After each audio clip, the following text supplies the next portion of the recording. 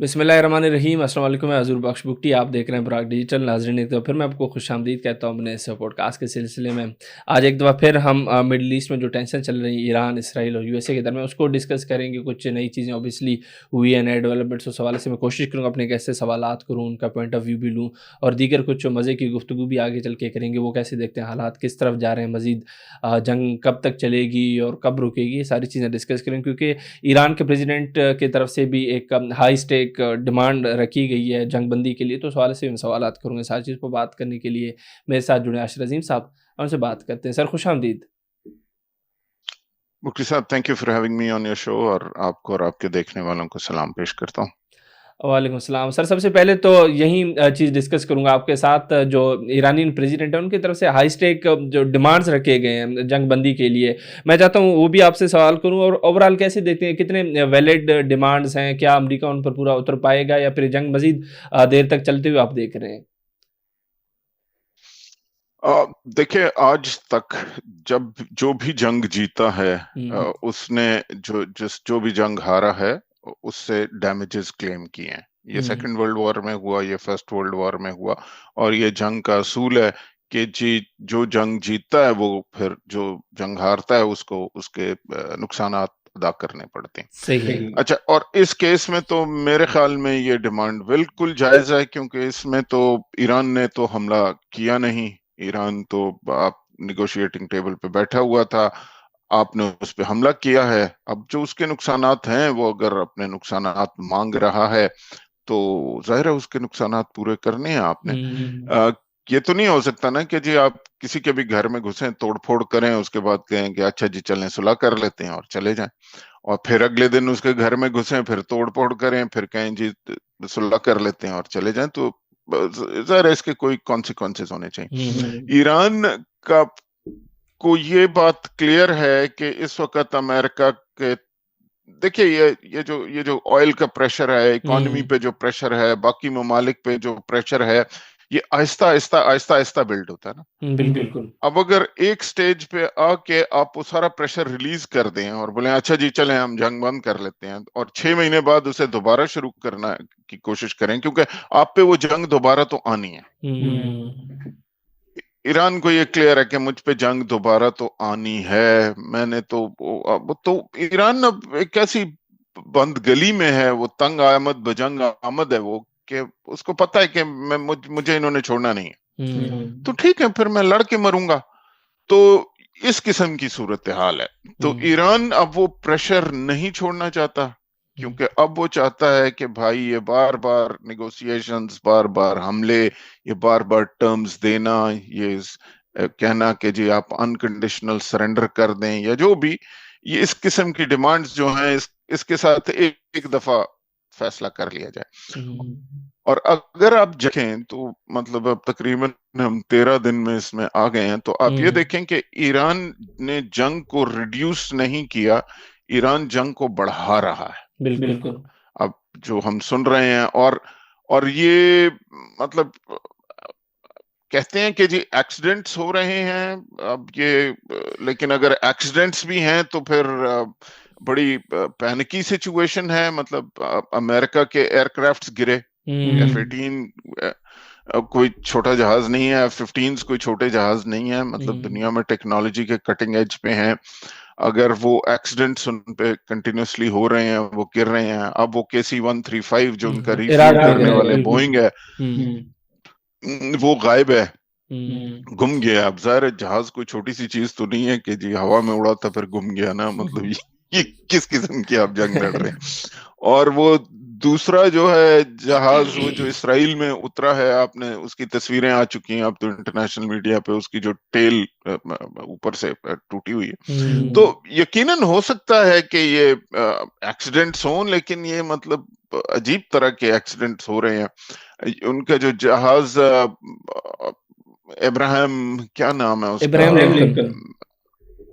Ibrahim Lincoln जो aircraft carrier है, उसके बारे में बातें हैं कि जी उसको उसको डैमेजेस हुए। डैमेज है, बिल्कुल। तो ये जंग ठीक तो नहीं जा रही। अब आप देखें कि अमेरिका ने 40 बिलियन बैरल ऑयल अपने ایک جگہ سے ریلیز کیا اپنے ریزرو سے، اور 172 ملین بیرل آئل اپنے ایمرجنسی ریزرو سے ریلیز کیا اس کو اوور کم کرنے کے لیے ان ایشوز کو.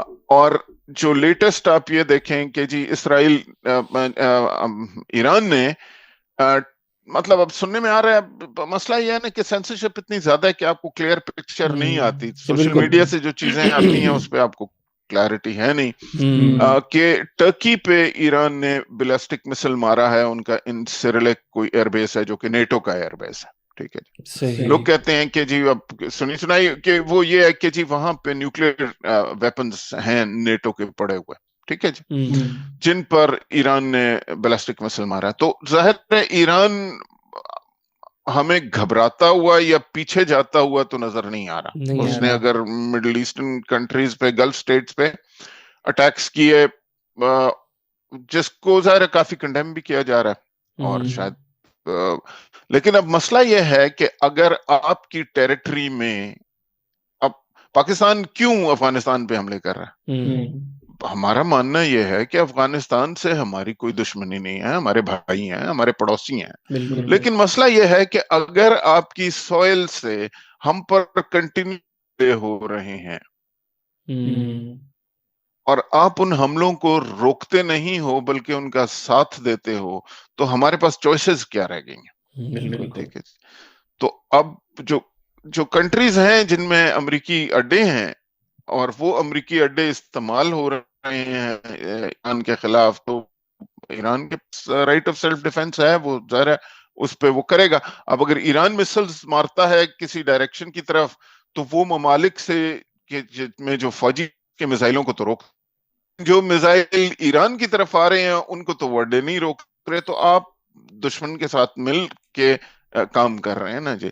تو ظاہر ہے تو، اور یہ جنگ سے ایران پیچھے ہٹتا نظر نہیں آ رہا. مطلب گلف سٹیٹس پہ اٹیکس، امریکی اٹیکس، اور اب نیٹو پہ، کیونکہ اگر انسیرلک ایئر بیس پہ آپ اٹیک کرتے ہیں تو وہ تو نیٹو کا ایئر بیس. پھر سننے میں یہ آ رہا ہے کہ ایک فرینچ فوجی کی بھی کوئی ہلاکت کی خبریں آ رہی ہیں. تو یہ وار مجھے تو ایکسپینڈ ہوتی نظر آ رہی ہے، اور ایران اس میں بڑا کلیئر ہیڈڈ ہے.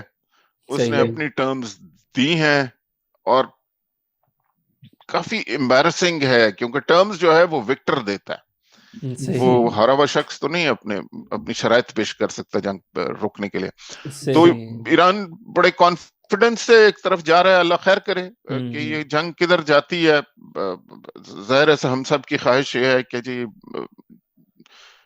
حالات نہ بگڑیں. ہمارے لیے بھی مسائل ہیں، پاکستان کے لیے، تمام دنیا کے لیے. آئل کی پرائسز اوپر جا رہی ہیں، پاکستان کی اکانومی فریجائل ہے.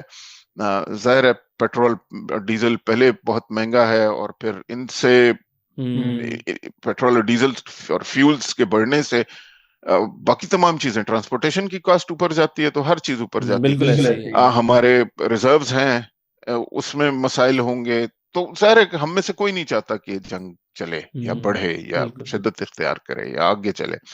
لیکن یہ جنگ آن گراؤنڈ مجھے سمٹتی بھی اس وقت نظر نہیں آ رہی.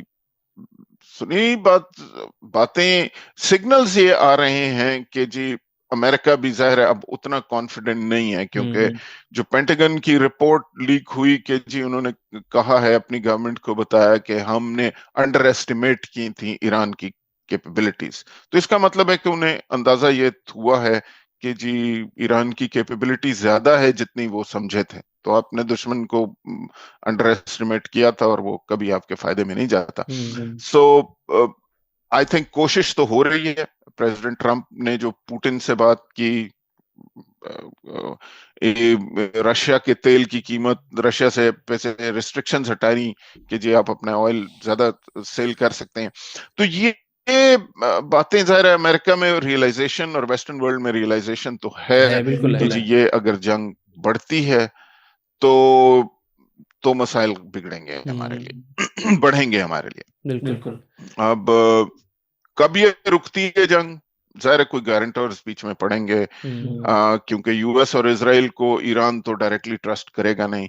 اب وہ گارنٹیز کیا ہو سکتی ہیں؟ So it's going to be a process of negotiation कोई ऐसा बीच में शख्स पड़ेगा जो दोनों साइडें जिस पे ट्रस्ट करती होंगी तो ही कुछ आगे बढ़ेगा, बट फिलहाल तो ये जंग एक्सपैंड होती नजर आ रही है। सर सर बिल्कुल सर, एक तरफ तो पिछले दिनों ट्रंप भी कह रहे थे कि जो ईरान में जंग है वो भी ख़त्म होने के करीब है, तो अभी ये डिमांड्स आ गए ईरान की तरफ से, ये भी थोड़े अनप्रेसिडेंट थे। उसके अलावा अगर इसराइल के पॉइंट ऑफ व्यू की बात करें, नेतन्याहू कल ही एक मेरे ख्याल से कोई खिताब दे रहे थे, उसमें वो यही धमकियाँ दे रहे थे जो नए उनके सुप्रीम लीडर हैं ईरान के, मुश्तबा खamenei साहब, उनको हलाक करने की भी धमकियाँ दे रहे थे। वो कह रहे थे कि ये नहीं हो सकता, मतलब मज़ीद उनकी लेगेसी नहीं चल सकती अली खamenei साहब की। तो एक तरह से धमकियां आ रही हैं इसराइल की तरफ से, यूएसए और इसराइल कोई अलग चीज तो नहीं है, एक ही है, तो ये चीज भी थोड़ा मतलब कंफ्यूज कर रही है। इस पर आप क्या व्यू रखेंगे?